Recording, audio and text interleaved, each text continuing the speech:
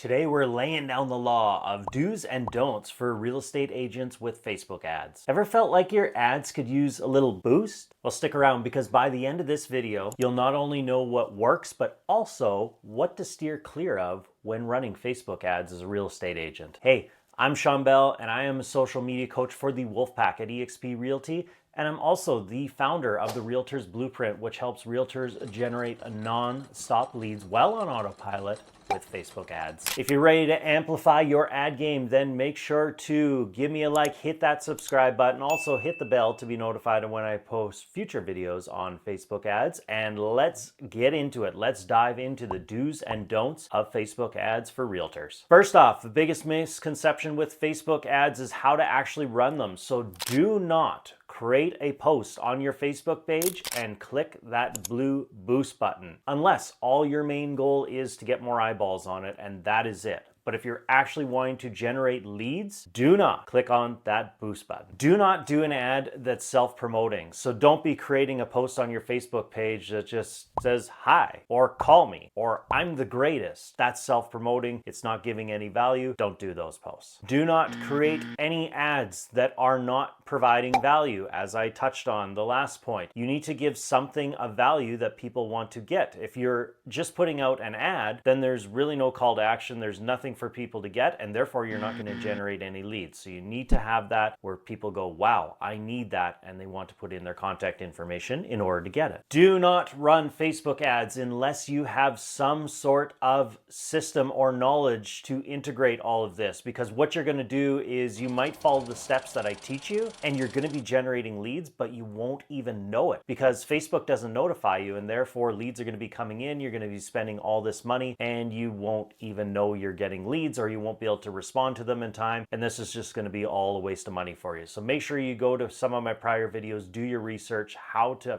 effectively do this. Otherwise, again, this is all going to be a complete waste of money. If you want a free guide that's going to actually guide you through this and walk you through step by step on how to set up an effective Facebook ad like I spoke about, then make sure to comment with step by step. I will send you a free PDF and it will walk you through exactly how to set up a Facebook ad, saying click here, show you photos, and therefore you can navigate this world and create an effective Facebook ad. First thing you want to do, as you will see in that step-by-step guide, is you want to go into the back end, click on Ads Manager to create an ad. No longer are you ever again going to click on that blue boost button. You're going to go through Ads Manager to actually create an effective ad that will get us leads. Next thing you want to do is offer something up of value. And what I found works best is a free list of homes. So you have this free list of homes that you've curated already through your MLS or your website. You've generated a link for it. And what you're going to do is put that in your Facebook form within your ad. And when people see this and they want to download that free list of homes, they'll click on it. But what they have to do is first put in their name, their phone number, and their email address. Once they do that, they get the free list of homes, which was promised. You get their contact information. Win-win for everybody. When you are setting up these ads, you want to make sure you do click on the special ad category and select housing. Otherwise, every time your ad is going to get declined, and if you get declined enough times, sometimes Facebook may decide to shut your account down. So make sure not to try to circumvent this and to actually collect the special ad category and select housing. Make sure your ad has an eye-catching photo. Too many will go to Google, they will Google the word house, and they'll find a generic house photo. And unfortunately, everybody else has done that. They look the same, and it looks like an ad. If you want to grab attention, you need to have it authentic and raw. So I recommend, if you're running a list of homes in a specific neighborhood, go to that neighborhood, find the sign for that neighborhood, and get your photo taken in front of it. This is going to work great because, for one, you've got a set of eyeballs in the photo, which is always going to get more engagement, and now you've got familiarity with them seeing the sign, being like, oh, I know that neighborhood, I drive by there every day. They now know that this is an ad served up locally for them and is curated for them, and just not another ad that everybody across the nation is seeing. The other good thing with this, if you take it with just your phone, it is a raw photo, and therefore it does not scream an ad like other ones do that are highly produced and they try to have nice text on it. I found we're getting the best results now with just a raw photo. From there, you need to create a click-worthy title. So your headline on your Facebook ads needs to grab attention, and you need to have something that's going to make people stop scrolling. Or maybe call out to that audience saying, attention, homeowners in your city, or something that it just makes them stop and be like, well, what is this about? Because they're speaking to me. Again, if it's just something generic, you might get